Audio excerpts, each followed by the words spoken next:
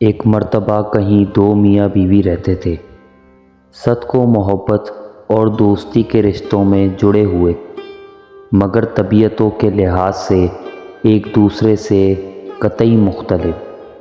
خاوند نہایت پرسکون اور کسی بھی حالت میں غصہ نہ کھانے والا، تو بیوی نہایت ہی تیز و طرار اور معمولی سے معمولی بات پر غصے سے بھڑک اٹھنے والی۔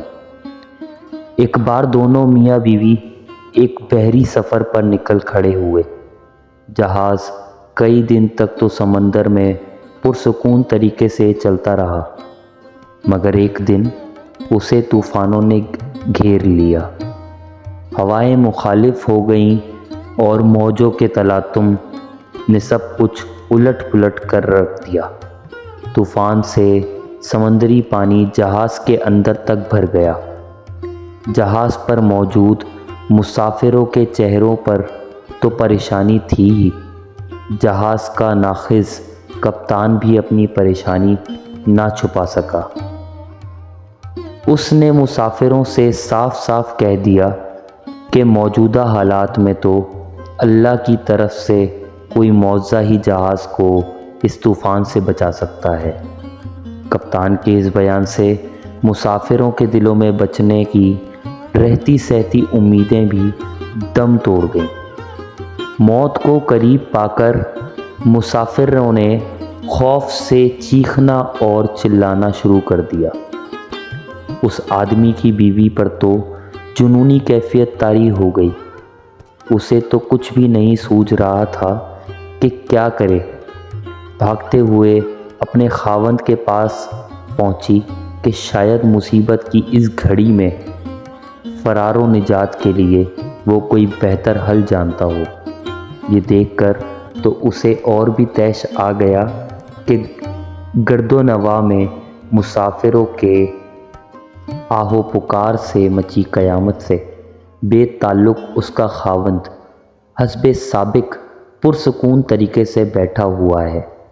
بیوی نے جھلا کر خاوند کے گریبان میں ہاتھ ڈالا اور اسے جھنجھوڑ ڈالا اور چیختے ہوئے بولی کہ تم کیسے بے حس انسان ہو۔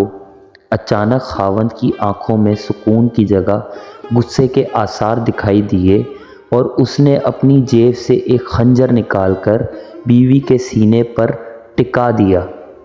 سپاٹ چہرے اور خشک لہجے میں اس سے پوچھا، اب بتاؤ اس خنجر سے ڈر لگ رہا ہے کیا؟ بیوی نے خاوند کے چہرے پر آئی ہوئی خونخواری کو نظر انداز کرتے ہوئے کہا، نہیں۔ خاوند نے پوچھا، کیوں؟ بیوی نے جواب دیا، کیونکہ یہ خنجر ایسے ہاتھوں میں ہے جو اس سے پیار کرتا ہے اور اسے ان ہاتھوں پر مکمل بھروسہ بھی ہے۔ خاوند نے مسکراتے ہوئے کہا، بالکل اسی طرح تو میری مثال ہے۔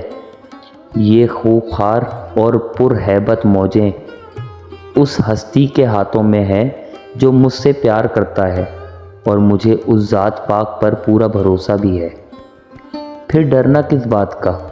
اگر وہ ذات پاک ان سب موجوں اور طوفانی ہواؤں پر مکمل تسلط اور قابو رکھنے والی ہے تو دوسری طرف ہماری موت زندگی کا اختیار بھی اسی کے قبضے میں ہے۔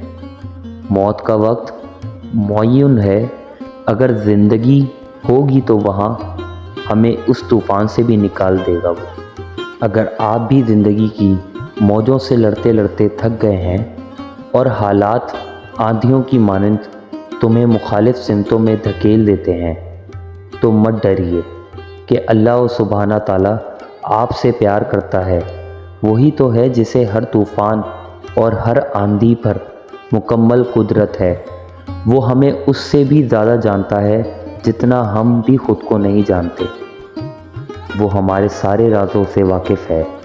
اگر اپنے رب سے پیار ہے تو اس پر پورا بھروسہ کیجیے اور اپنے سارے معاملات اس پر چھوڑ دیجیے۔